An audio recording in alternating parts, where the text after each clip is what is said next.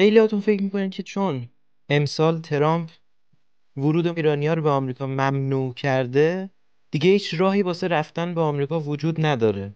باید بگم که سخت در اشتباهید. هنوز دو تا راه وجود داره. راه اول که من اصلا توصیه نمی‌کنم اینه که وایسیم ترامپ بره و این قانون برداشته بشه. اما راه دوم عوض کردن ملیته. یکی گرفتن تابعیت کشور جدید و حذف ایرانه و یکی هم دو تابعیتی شدنه. این ممنوعیت آمریکا فقط برای کساییه که تنها تابعیتشون ایرانیه. کسایی که تابعیت مضاعف دارن استثنا میشن.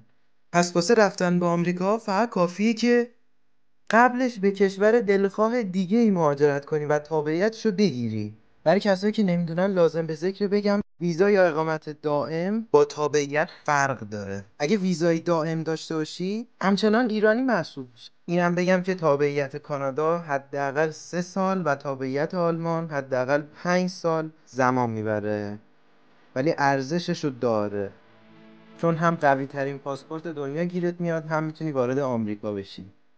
تا ویدیوهای بعدی، بدرود.